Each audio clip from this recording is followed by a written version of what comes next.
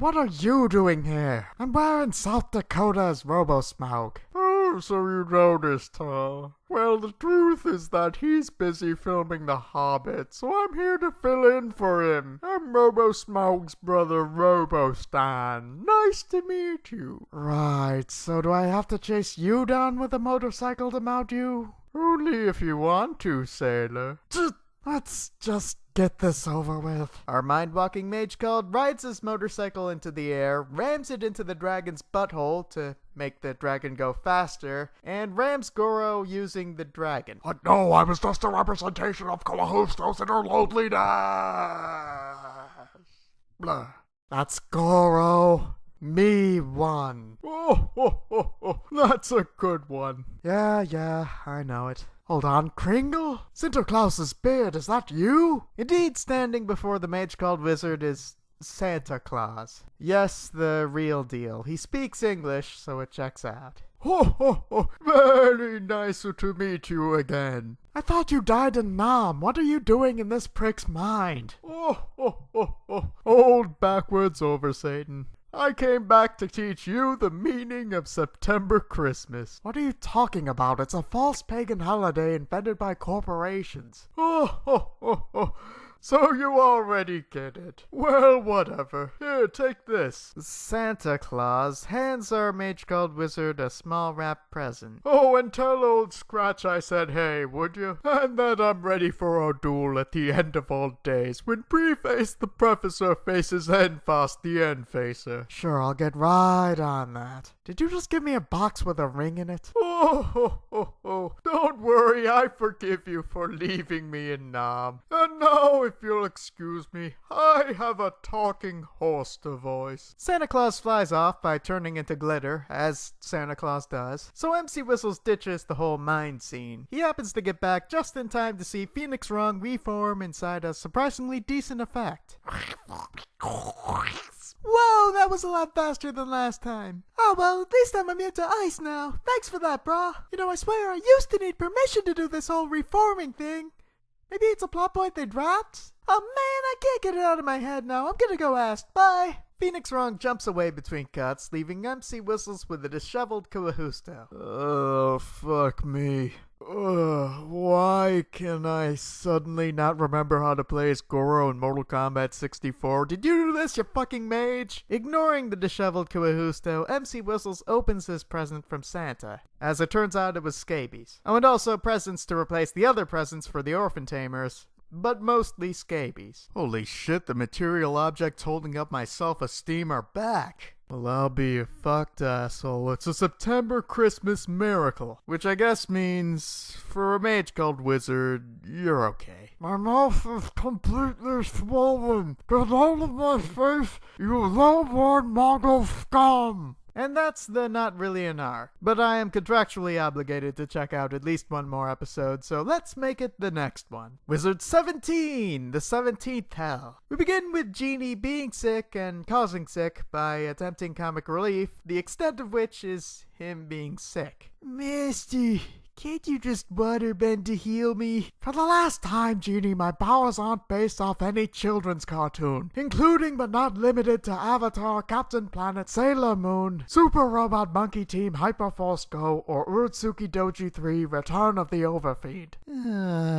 Meanwhile, later we go to Phoenix Wrong and Gorgonzilla hanging out on a rooftop, as they do between stints of begging on the street. It doesn't matter. You were just a pinch hitter for the one-off anyway. Well, yeah, but I'd still like to lay out some ground rules for my whole immortality deal. I mean, do I need the boss's permission still, or what? Shh! Be silent. A guy just fell down. We look to ground level briefly to confirm that a guy just fell down. He must be our next target. We're on a rooftop. Why would I need to be alright? Because I shout everything. Fell down, you say? Says Frieza's Kingdom Hearts nobody, who's also apparently there. Most intriguing. I would like to see what is inside him. actually, says Frieza's Kingdom Hearts nobody.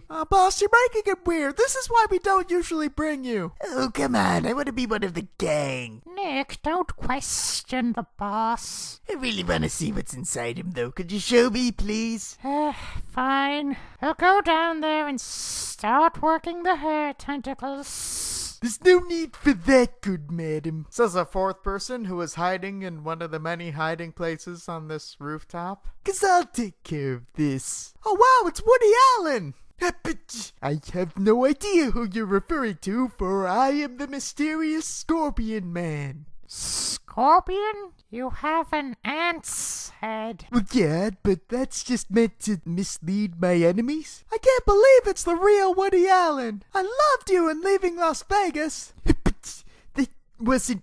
I'm just gonna go chase that guy who fell down. Speaking of formula, the intro sequence comes. Oh, and it goes without saying by now that by intro sequence I mean movie trailer. The trailer trails us into Genie no longer being sick, making half the intro a complete waste. You know, a good director would have spent that time foreshadowing something, but... Well, anyway, back in Meanwhile earlier, the guy who fell down went to a restaurant, and apparently ordered a pile of about 20 sausages, and is perving on a waitress while covering that pile of 20 sausages, which for some reason is offered by the restaurant in mayonnaise. Eat a takimasu, says the guy who fell over. Complete gibberish, I assume, as it wasn't translated. Alas, before he could so much as eat one takimasu, he's attacked by Scorpion Man and a band of magma grunts. But luckily, our hero, the mage called Wizard, is already on the scene. Let's say because Santa gave him the power to be everywhere. And by Santa, I mean Satan, is what I would usually say, except he apparently really does have a history with Santa. Did not see that one coming. So the mage called Wizard glances at the magma grunts, causing them to explode, and then he takes it mano a arthropado with the mysterious Scorpion Man. Yes, I can see you've getting stronger, so-called mage called Wizard. Stronger? I've never met you before in my... Wait, I know you. You were at the Force Kid's wedding to the sun. You're that Ant-Man guy. That's ridiculous.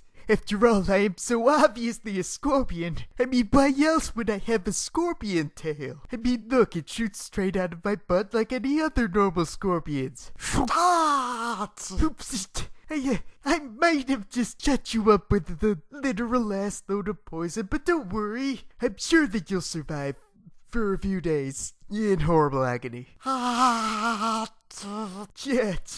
Don't I know it? Well, if it's any comfort, take a look at my human form. You see, I'm actually bald. So you don't have it all that bad, right? Kinda strange. Scorpion Man awkwardly slinks off as the show awkwardly slinks to Genie and Dedetnadet explaining things to the Arkley target. Not to mislead you, this is pretty much another one-off. So yeah, magic's real. Crazy, right? Crazy? Crazy? Why, it's downright preposterous. Just for the record, we have already met a cat person. Stop yanking my tail around. All I cares about is that no-good mage called... what's he called again? Wizard. Mage Wizard, who cares? Just give me his name. I gotta make that bum pay for interrupting my meal. Yeah, I've been meaning to ask about that, actually. 20 sausages? Were you trying to kill yourself? Nah, don't be so stupid. I was talking about... And you misunderstand. He's actually called the mage called Wizard. What? Exactly. Oh, yeah, with the hashtag Broken Skull Ranch? No, dumb Steve doesn't like where this is going. A gulp. Did you just eat Ghost of a Phantom? No, I let him live. You mean Relatively speaking, right. But to be honest, it hardly even worked up my appetite.